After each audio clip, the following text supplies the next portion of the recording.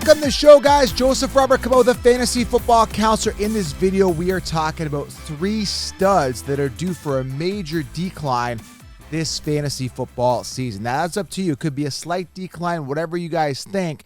But I'm telling you guys, had amazing pinnacle years last season, and they're due for a decline this year. There's no way but down for these players. I'm going to discuss why I think these studs, including Kupp, is going to decline this year. Very, very simple, guys. Going to dive into it here for you and help you guys avoid potentially spending an early draft pick on a person that could potentially decline. But again, it's up to you guys to make that decision, all right? So if you are new to the channel, make sure you guys do click the subscribe button. I do give winning advice. This advice is not cookie cutter. It's not copy and paste based on last year's rankings, right? We think outside the box here. So if you want to win your leagues, make sure you guys click that subscribe button.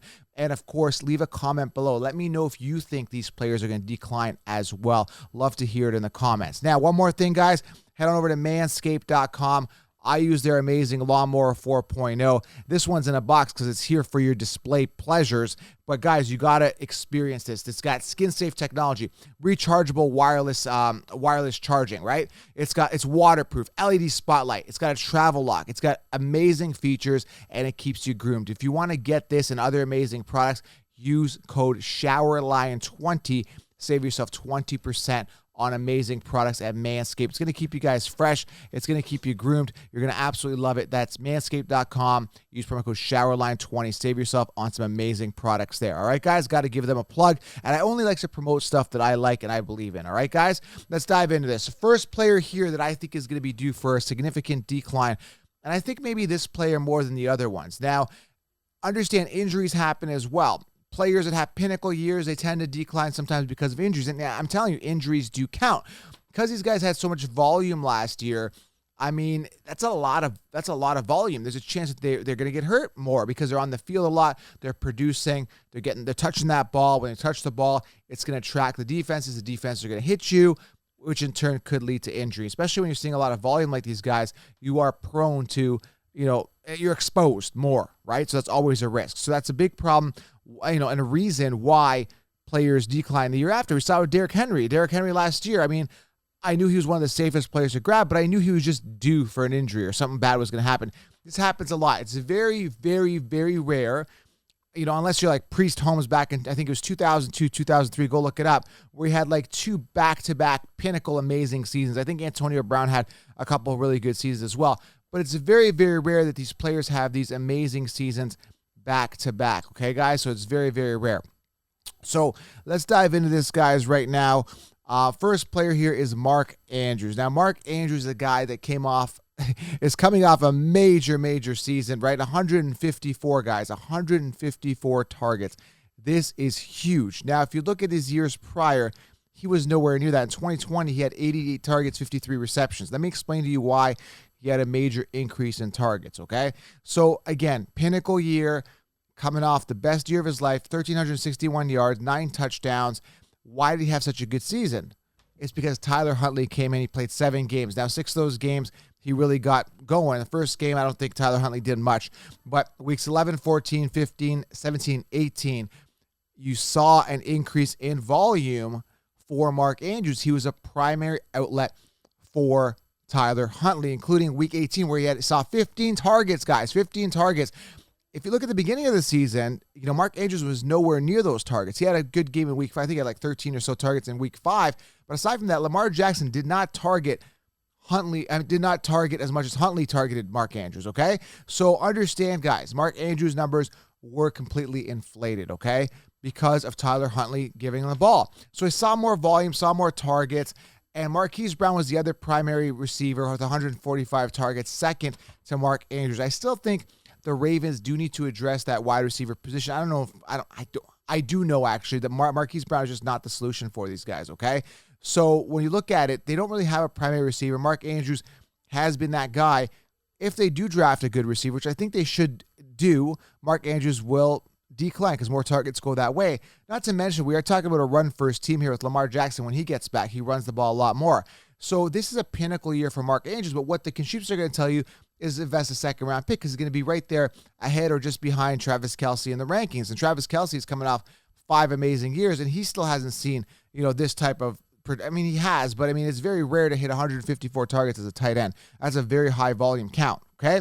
It's a pinnacle year, and the mainstream will tell you to invest a second-round pick. And that's why the 16-round draft solution is so unique, because I'll simply tell you to fade Marc Andrews and get somebody else that's going to be a volume getter and draft a value tight end later, because rankings won't help you win your leagues. And if you haven't heard about the 16-round draft solution, if you haven't got it, click on the link below, watch the video, learn about it, or head on over to thefantasyfootballaccounts.com. This is the game changer, okay, guys? So get 16 rounds. So rankings-wise, it just won't help you if you draft Marc Andrews, second round. His ADP is going to be really high, and he's going to be due for a decline for the reasons I stated. So Marc Andrews, again, very high season, going to be coming down. Second player here is Cooper Kupp. I know I put him in the artwork if you're here watching on YouTube. Let's talk about this deep dive with Cooper Kupp. Phenomenal year, 191 targets, 145 receptions, 1,947 yards, and 16 touchdowns. Now, I actually went back 2020 to 2019 to 2018, 2017, and I looked back at the top receivers in those respective years. And the closest person I could find to these type of numbers was actually back in 2015. Now, you can probably go back further. I only went about 5-6 years. But it was Antonio Brown, 193 targets, 1,834 receiving yards, and 8 touchdowns, okay? Again, 193, more targets than Cooper Kupp, right? He had 1,834 yards. Cooper Kupp beat him with, 1947, so he beat him there. And Cooper Kupp had 16 touchdowns compared to Antonio Brown. This is an astronomically, pinnacle year, okay? This is something that there's no way but down for him. And I hear this argument all the time. Well, Joe, I heard this with Michael Thomas back in 2019 going into 2020 season. And everyone's like, Michael Thomas round one. I'm like, no, don't draft Michael Thomas. He's coming off a 1,725-yard receiving season, 185 targets.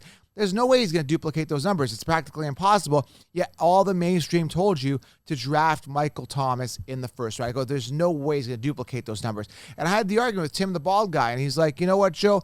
Even if he's not going to get 185 targets, 1,725 yards, he's still worth a first-round pick because, even a slight decline puts him, in the top 5, right? And I understand that, and that's kind of the argument that happens every single year.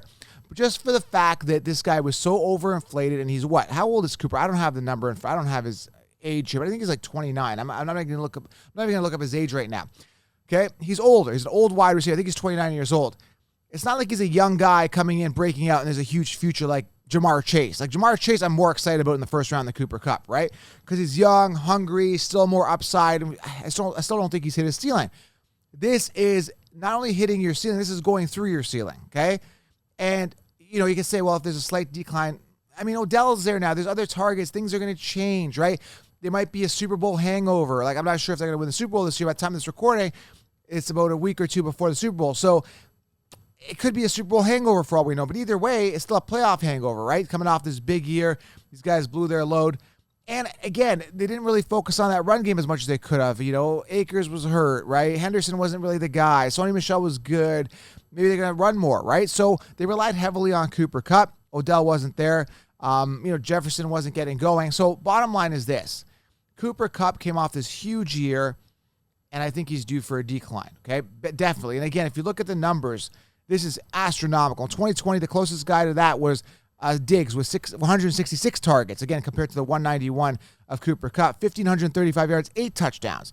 The person that was closest to touchdowns as of late was 13 touchdowns for Hopkins in 2017. Like, the 16 touchdowns is crazy. It's wild. It's unbelievable, right? The yardage, the touchdowns, the targets, all top-notch. He's going to decline. I'm telling you. And yet the mainstream are going to tell you to draft this guy, first wide receiver off the board, when I could be drafting a running back that's going to secure the most scarce position on my roster. And again, I talk about all this in the 16-round draft solution. I will completely run the other way in Dynasty. I will not draft him. I will not keep him. I will fade him. I will trade him. Whatever you want to do. Fade and trade. That's a new episode coming up. Okay? So Cooper Kupp, I'm telling you guys right now, fade and trade him. I'm staying far away. Okay, guys? And the final guy here is Jonathan Taylor. Listen, I love him. I was an advocate. I was a spokesperson for Jonathan Taylor in his rookie year. Didn't really get going. Naheem Hines was a pest.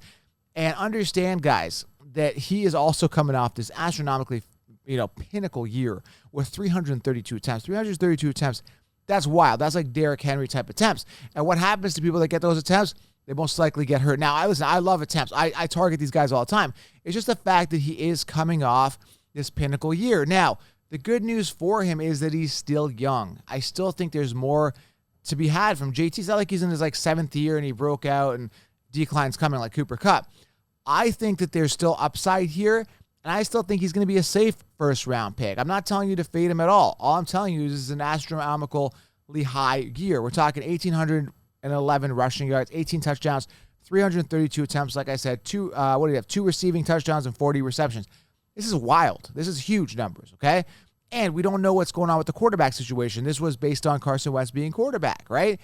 Who is not really a good deep passer. He's just not even a good quarterback. So he really relied on getting the ball to Jonathan Taylor a lot, right? Because he's just not that good. Even with a good O-line, Carson Wentz didn't do as well as we thought. I mean, he had a couple good games. I don't want to knock him completely. But when push came to shove, he just wasn't the guy to get him to the promised land. So I don't know whether they're going to keep Carson Wentz. Maybe he comes back. If Carson Wentz comes back, I'm expecting another safe season out of Jonathan Taylor. But again, this is barring any type of injuries because, again, coming off a pinnacle year with that many attempts, I'm hoping he doesn't get injured yet again. So Jonathan Taylor, absolute stud, a guy that I'm personally may consider. I feel a little bit safer with Derrick Henry for a bounce-back season or Najee Harris ahead of Jonathan Taylor this year. And again, I could be wrong. Jonathan Taylor come back, tear the roof off this thing yet again. But again, a guy that could be declining yet again, but still probably a guy I may consider because he is a running back with minimal committee that's going to get that workload. Again, barring any type of injury, he's still a safe first-round pick. So I'm not, I still like him. I just think a decline is coming. But Marc Andrews and Cooper Kupp, I'm definitely fading 100% on this for the reasons that I stated. Again, I'm looking at 2020, 2019, 2018, 2017, even 2015 with Antonio Brown having the big years. When you look at wide receivers, nobody's come close to these numbers. And again, some people can say, well, Joe, that's amazing. He had those numbers, so I got to draft him. He's great. Yeah, but he's not going to do it again. I'm telling you that right now. He's just not going to be anywhere near these numbers, all right? So Marc Andrews, Cooper Kupp, JT, 3 players that are due for a massive decline. Aside from Jonathan Taylor, I may fade those other two. I fade the other two, Cooper Kupp and Andrews, but I'm probably going to be drafting Taylor, but most likely going Henry and Najee ahead of him. Again, still very early in the offseason. Still a lot more digging to do after the NFL draft. Everything lays out, and I lay out 16 rounds. But as of right now, had to discuss these 3 guys for you and a possible decline. If you are new, again, make sure you guys click subscribe. Manscape.com, showerline 20. Go treat yourself. And, of course, guys, comment below. Let me know below. What do you guys think? Decline for these guys? Incline still happening? Let me know. Love to hear it. Thanks, guys. I'm out.